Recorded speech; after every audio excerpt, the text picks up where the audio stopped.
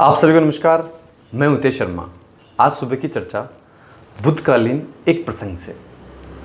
कहते हैं कि बुद्ध के पास एक श्रोण नामक राजकुमार अपना सब कुछ छोड़कर, राज त्याग कर, सब ऐशो आराम त्याग कर बुद्ध के पास आया और उनसे प्रार्थना की कि मुझे दीक्षा दें, मुझे अपना भिक्षु बना लें।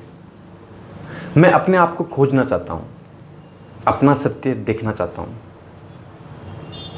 बुद्ध ने उसे दीक्षा दी, भिक्षु बना लिया, अपने पास रखा। अब जब अगले दिन भोजन के लिए भिक्षा लेने गांव के भीतर जाना था तो बुद्ध ने श्रोण को बुलाया और उससे कहा कि अभी तुम नए हो, अभी तुम्हें अनुभव नहीं है, भिक्षा कैसे मांगी जाती है, कैसे ली जाती है। अभी तुम्हें राजमहल से बाहर रहने का किसी प्रकार का कोई अनुभव नहीं। गांव में एक श्राविका है, वहां जाकर तुम जब तक भिक्षा लेने सीख नहीं जाते तब तक वहां भोजन करो। राजकुमार ने कहा ठीक है। राजकुमार सुबह सुबह भिक्षा लेने गांव की तरफ गए। जब वो रास्ते में चल रहे थे तो नंगे पैर, धूप, कंकर पत्थर, कांटे, इतनी सारी परेशानियां। राजकुमार अपने मन में सोचने लगा कि ये जो मैंने निर्णय लिया है ये कहीं उल्टा तो नहीं हो गया।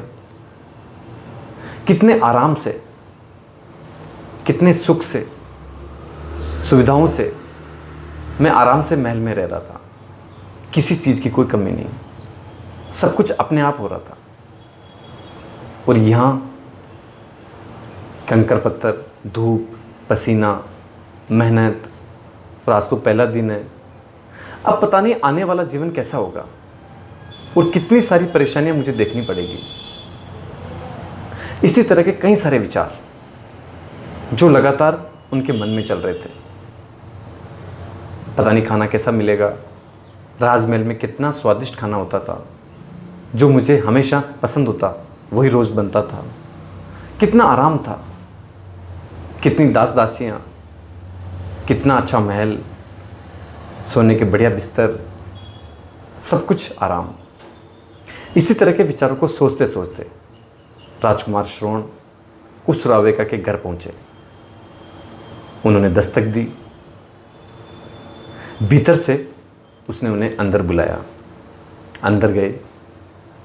जो श्राविका थी वो नवयुवती थी, बड़ी सुंदर थी।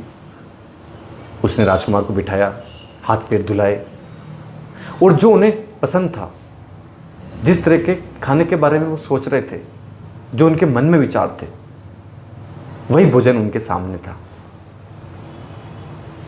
राजकुमार को बड़ा आश्चर्य हुआ, ऐसा कैसे हो सकता है। उन्हें लगा संयोग हो सकता है। उन्होंने भोजन किया। जब राजकुमार भोजन कर रहे थे तो उन्होंने सोचा कि कितना अच्छा होता है यहां मुझे कुछ देर सोने को मिल जाए। मैं हमेशा अपने महल में ऐसा ही करता था, जब दिन का भोजन करता तो उसके बाद कुछ देर तक आराम करता था। बाहर कितनी धूप है, मैं कैसे वापस विहार जाऊंगा। जब उन्होंने अपना भोजन कर लिया तो श्राविका ने कहा कि आप कुछ देर यहीं आराम करें, बाहर बड़ी धूप है। राजकुमार को फिर आश्चर्य हुआ। उन्होंने कहा ऐसा कैसे हो सकता है, लेकिन मन में विचार आया कि संयोग हो सकता है। वहीं लेट गए, थोड़ी देर आराम किया। मन में फिर भी विचार चल रहे थे कि कैसा जीवन हो गया, कोई अपना नहीं, कोई साया नहीं, कोई सैया नहीं, सब कुछ दूसरों का। थोड़ी देर बाद राजकुमार जब जाने के लिए बाहर निकले तो श्राविका बोली कि ना सैया किसी की है, ना साया किसी का है, यहाँ अपना कुछ भी नहीं और यही यथार्थ है और इसी को समझना है। अब राजकुमार सारी बात समझ गए कि इतने सारे संयोग नहीं हो सकते। उसने उससे पूछा कि आप मुझे कृपा करके ये बात बताएं कि जो भी मैं सोच रहा हूं वो आपको कैसे पता चल रहा है। श्राविका बोली कि पहले अपने विचार पढ़ने शुरू किए। जब अपने विचार पढ़ लिए तो वो सब खत्म हो गए। अब दूसरों के विचार पढ़ना शुरू कर दिया। अब सब कुछ सामने चलता है। राजकुमार एकदम से घबरा गए। उन्होंने अपने मन में पता नहीं क्या क्या सोचा था। बड़ी तेज गति से वापस बुद्ध के पास आए, उन्हें प्रणाम किया, उनके चरणों में सर रखकर प्रार्थना की कि मुझसे बहुत बड़ी गलती हुई। मैं वहाँ गया, जो भी मैंने सोचा, जो भी मेरे मन में विचार आए, वो सब उसने पढ़ लिए। वो मेरे बारे में क्या सोच रही होगी। अच्छे विचार भी थे और कुछ विचार ऐसे भी थे जो वासना से और विकार से भरे हुए थे। अब श्राविका ने मेरे मन की सारी बातें समझ ली। वो बहुत सुंदर थी। मैंने कुछ ऐसे विचार भी सोचे थे।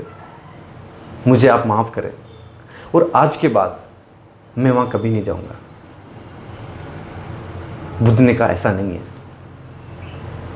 तुम्हें हर दिन वहीं जाना है और जब तक जाना है तब तक तुम निर्विचार नहीं हो जाते, तुम्हारे विचार समाप्त नहीं हो जाते, तुम अंदर से मौन नहीं उतर जाते।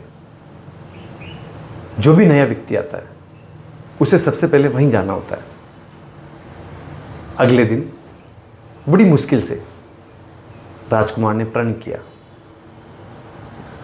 कि अब कुछ नहीं सोचना, हर विचार को देखने लगे जैसा बुद्ध ने कहा था, जैसा उन्होंने सोचा था। बड़ी बारीकी से एक एक विचार को देखते देखते विहार से बाहर निकले, जंगल में पहुंचे। अपने हर विचार को वो आराम से पढ़ रहे थे और उससे दूर होने की पूरी कोशिश कर रहे थे।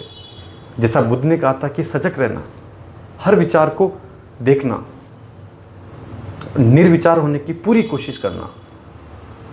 धीरे धीरे जैसे ही श्राविका के घर के पास पहुंचे तो जो भी मन में विचार थे वो सारे खत्म हो गए।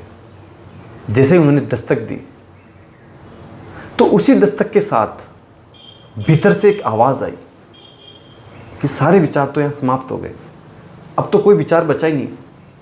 मात्र एक दिन में उन्होंने इतनी सजगता से सारे विचारों को देखा, हर विचार को सामने रखा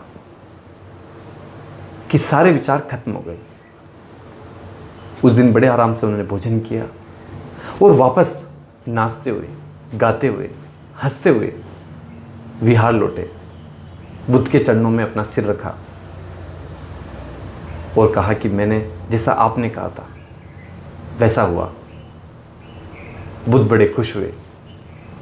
उन्होंने कहा कि आज से तुम्हें वहां जाने की जरूरत नहीं है, अब तुम स्वतंत्र हो, जहां तुम जाओ पूरी दुनिया तुम्हारे लिए है। जैसा तुम्हें होना था वैसा तुम हो गए। मैं जिस निर्विचार की बात कर रहा था, मैं जिस मौन की बात कर रहा था, मैं जिस सत्य की बात कर रहा था, उसको तुमने पा लिया। तुमने अपने भीतर उसे उतार लिया। अब तुम्हारे लिए कुछ नहीं बचा। अब तुम आराम से इस पूरी दुनिया में घूम सकते हो, रह सकते हो। तुम्हें वो तरीका आ गया, इसलिए मैंने तुम्हें वहां भेजा था कि तुम निर्विचार हो जाओ। अगर कोई व्यक्ति अपने घर के भीतर दीपक जला ले तो अंधेरा वहां से अपने आप मिट जाएगा। अंधेरा उसी समय तक है जब तक व्यक्ति दीपक न जला ले। इसलिए बुद्ध ने कहा अप दीपो भव, अपने दीपक खुद बनो।